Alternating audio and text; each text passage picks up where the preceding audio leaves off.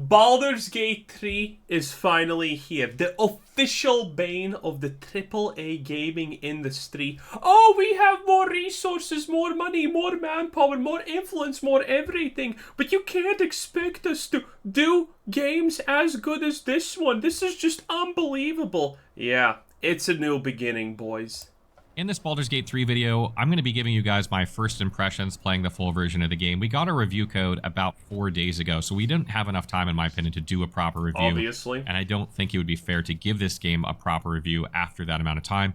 So instead here, I'm just going to kind of do my first impressions after about the first 40 hours or so of the game.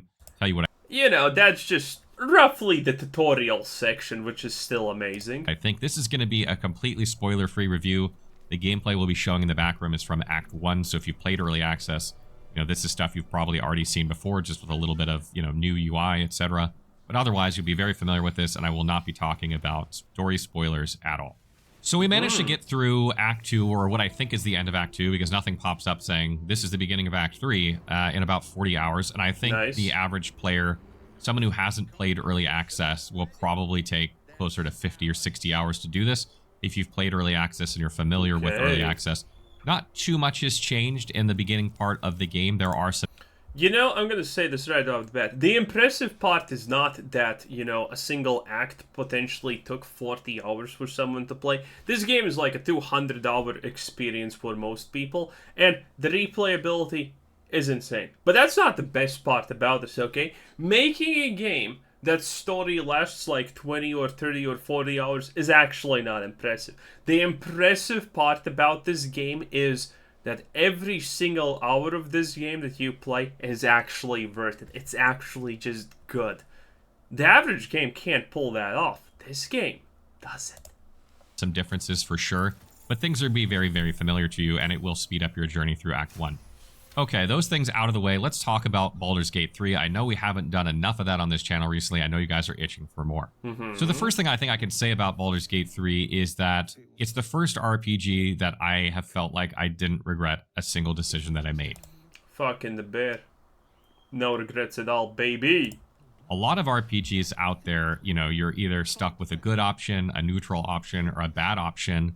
Maybe you don't want to go all good, or maybe you don't want to go all bad, or maybe you don't want to go neutral. And some are... I mean, Fallout 4, when you know you had good, neutral, bad, and, you know, like, passive-aggressive, your only 4 options, and guess what? They didn't influence the game at all.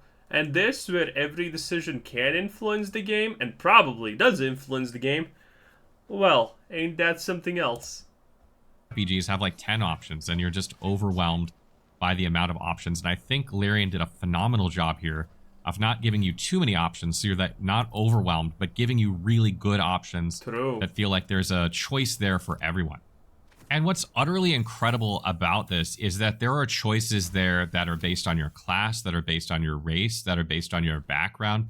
There are so many different choices that you will get to make based on your own personal character or the character that enters into dialogue that won't be there for someone else. So essentially, if you have played Fallout New Vegas, it's kind of like that, where dialogues are meaningful and everyone has a choice for themselves, but even better.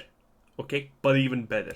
Even though there isn't like a million dialogue choices for every dialogue, the ones you're going to be seeing will be very tailor-made to your character. And I think that's probably the most special thing about this game, is that it feels like the game was made just for you when you're playing. And part of the reason that these dialogue options are so good, in my opinion, is because the narrative of the game is very, very strong. It's very compelling. Characters are interesting. They're well acted. You are interested in just about every single character you meet in this game, and you want to hear what they have to say. You want to learn more about the game world. There's always things you're finding out. And I can't remember the last RPG where I played where I listened to every single line that was spoken. I mean, I've played tons of RPGs. We do lots of RPGs on this channel. But I can't think of one in recent memory. Maybe the last one that was like that for me was maybe... True, even in good games where, you know, dialogue is very important, you still have those situations where you're like, nah, I'm just gonna skip this, I don't care about you. Mass Effect game or Dragon Age Origins or something like that, where I was really pulled into the story and wanted to hear the dialogues. This is up there in terms of those and with the narrative that really draws you in, really compelling characters. and you just want to keep talking to them and finding out things. And a lot of times I forget what I'm doing. Like I'm like, where am I going? What was my quest objective? I'm just talking to people, learning information, finding out. They made those whores really believable. What can I say, boy? You go to an inn and you're like, very believable. What's going on with them. And I'm actually perfectly happy to do that, spending hours doing that I typically wouldn't do in another game. And when you look at that with the frame of reference that I have very limited time to review this game before the review embargo, that I'm pressed for time, we're trying to get guides out, and yet somehow the game is still compelling me to just not give a crap about any of that. That's nice. Extremely compelling. The average person isn't going to have that, pressure on them. They're just going to play, and I think they're going to be even more immersed than I was, if that's possible. Sort of piggybacking off this, By the way, how big this thing is going to be? Well, in the first day of release, there were 100,000 people playing the game in like the first couple of hours. And keep in mind, this game is like 100 gigabytes or something like that plus the download. Most people need to download this overnight, okay? So imagine that, how many people are gonna play this game. When it launched, biggest category on Twitch. Easy. It's just something else. Exploration of the game also adds a ton to this. The game world is large. It's not completely open world like an open world game would be, but it kind of feels that way. But you can tell that there's like a linear narrative driving you through the game, and you're following it a bit more closely, kind of like Baldur's Gate 2 or something like that. And I'm going to say one thing, that's a good thing. Because when you make a game this big, this deep and everything, the problem that you're going to face is if people stray off the beaten path and go somewhere where they're really not supposed to do, that is an experience breaker. So the fact that it does have, some form of guardrails so you don't get completely lost in the sauce is actually a very, very good thing. Usually that would be kind of a bad thing, but in this case, it's what you want.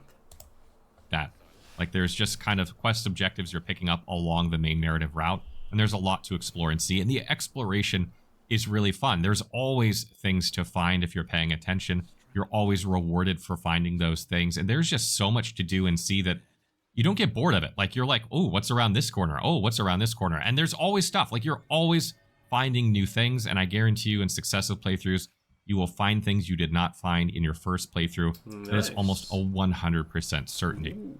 And one thing that I found really, really special about Baldur's Gate 3 is that a lot of the NPCs and characters you interact with, particularly in the first act, a lot of times when you do a quest in an RPG, right? Like you do the quest, you help them out, they give you a gold or a reward, and that's it. Thanks for playing. Appreciate it. Here's your reward. A lot of these characters will show up in Act 2 or probably Act 3, I'm assuming, from the way things are going. And you get to see what happens to them. You get to see, did they make it? Did they do the things they said they were going to do? What perils did they face? Are they okay? Are they not okay? Nice. And you get to see the results of your decisions. I think it's been done in a way here that's never been done in any other RPG. A lot of times in some of the best RPGs, there are characters you can interact with and their stories advance and you'll meet up with them, usually in the same location though. Like maybe they're on a world like in Mass Effect and they stay on that world and you go back and interact with them after you've done something and there's a new interaction. But these characters are moving around the game world. They're going from new locations to locations. They're advancing their story. And something that Larian has done that's really clever in this game is they... AKA, you can play this game, you can interact with something happens, and then later you forget about it. And then you maybe miss them. And the next time you play, maybe you find them. And you get to know what happened. It's absolutely insane. They've created little checkpoints throughout the game that advance events in the game world. So the world state is shifting when you hit certain points of the game, and it changes previous areas of the game that you've already been. And people were asking me pre-launch, like, when you hit one of these checkpoints and it says, like, warning, like, wrap up everything you're doing before advancing, can you go backward? And the answer is, yes, you can. You might not find things exactly the way they were once you go past one of these checkpoints, though. Things may be different than what you remember them being, and I feel like that's incredibly special. Like, how many RPGs does that happen in? And I don't even know, like, all the ramifications of hitting all of these different checkpoints because there's so many variations. I think it's going to be months before we know what they all are. Yep. But that was incredible for me. And the narration of the game is absolutely on point. It's outstanding. The voice acting is incredibly done, and it adds something to the game.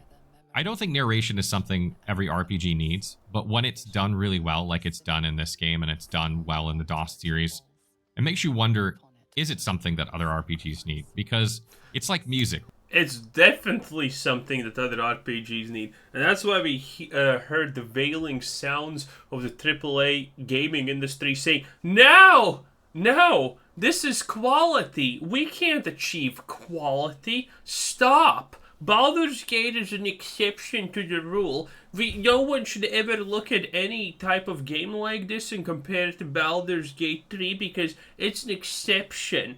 No gaming AAA gaming industry that has two zeros to its budget can achieve anything like this. It's such a write-off. They're just lazy losers who are pissed that this is succeeding and already literally spanking them.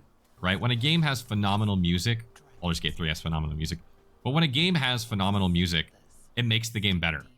But you don't necessarily have to have phenomenal music in a game for it to be good. So it's one of those things I feel like the narrator really adds something to the game, and I think people are really, really going to enjoy this aspect. If you've played Early Access, then you know what I mean, but it just continues to be good the whole way. If there is one critique here that I want to point out, though, it's that the game does such a fantastic job of immersing you to the game world that when you hit a bug, it really pulls you out of that immersion. It's kind of like being in a trance and someone snaps their fingers right next to you and you wake up. That's kind of what it feels like.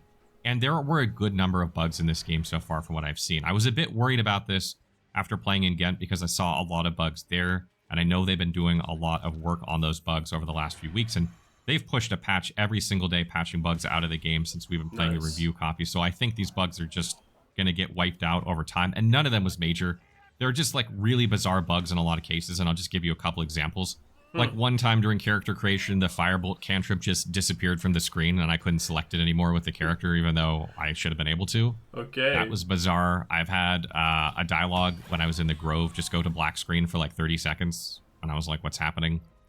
Some of the casting animations for spells have weird bugs with their animations. Like I had like a weird audio sound when I was disarming traps, like in one specific spot of the game where it'd make like a really loud noise, and then it never appeared in the rest of the game. When I was in the Shadowed Lands, like I would load into the game, my torch would be lit, which if you're in the Shadowed Lands, it's important to have a torch. But then when I'd load into the game, you know what's the worst part about these problems? It's the fact that you would ignore these problems for a bad game because it's just part and parcel of a bad game. But when something like this happens, well, do something that you really like, something that you can really get into and just get lost, then it's very painful when it happens because it's visible and it's kind of in your face and it takes a lot out of you. But in an average game or a bad game, you're like, oh, look at that. My character just automatically deleted itself because, I don't know, reasons. Okay, whatever. Here, if that happened, people would be absolutely livid. Again, on the exact same save, it wouldn't be lit, and then my character would find itself in a bad situation. But then if I reloaded it, it would be back lit again, and sometimes it wouldn't be. The same thing happened with, like, Wizards when he's in your camp. Sometimes when I loaded into the game, he would be there, and other times he wouldn't, like, from the exact same save. So they're just really strange bugs like this. Nothing's like particularly bad or game-breaking at all, but they're really specifically bizarre bugs, and I did run into a good number of things like this throughout the game, and I think these are going to get patched out slowly. And the only reason I mention it is because it can break your immersion because you are so immersed in the game.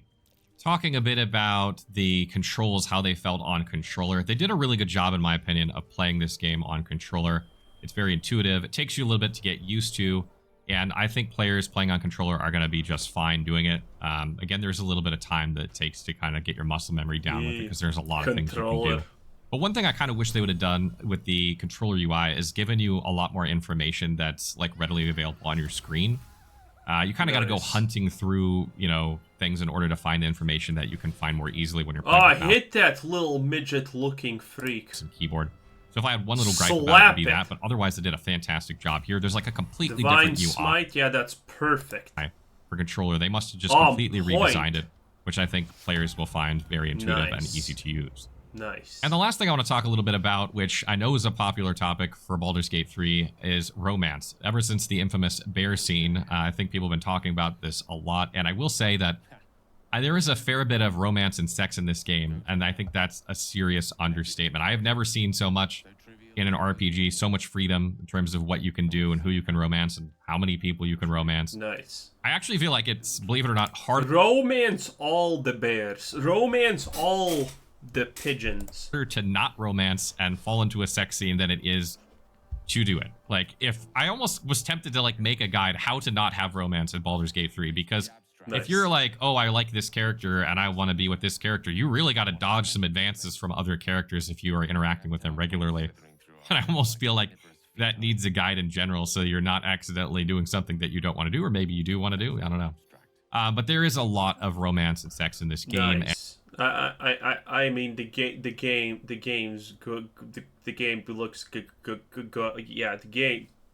And I think it's refreshing to see that an RPG isn't limiting creative expression in Best game 2023. Let's go, baby. Come on, this is what I'm talking about. No, this is quality. that way, because Nice. players can, you know, they can have the freedom to do that. I mean, that's part of role-playing, in my opinion. Finding a character that you have a bond with and exploring that is definitely something I feel like should be in more RPGs. And you play games like, I don't know, The Outer Worlds or something like that, where like there's no romance. You're like, this is just not realistic at all. Like, they played it so safe in that game when it came to romance. This game is the complete opposite. But I would say, you know, if you have young kids or something like that, probably don't play when they're around. It is a very adult RPG, and Yeah, you never know when the bear comes out of the corner. even though there are filters for these sort of things, just to give you an idea, I don't want to get into any spoilers or anything like that, but you can make your whole party naked and run around through the whole game naked with all of your characters, including all cutscenes and combat.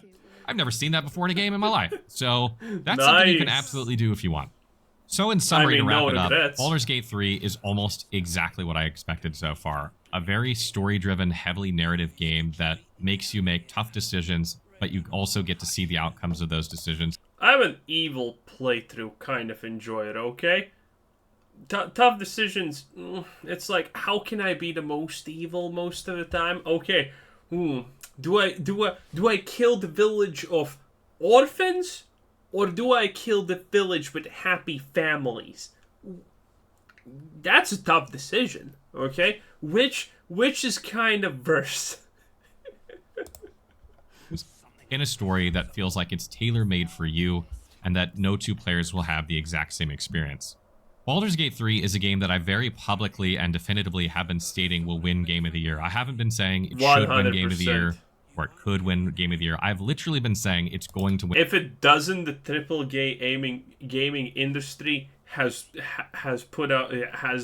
pulled some strings, okay? In Game of the Year, and after seeing what I've seen so far, I still believe this is the case.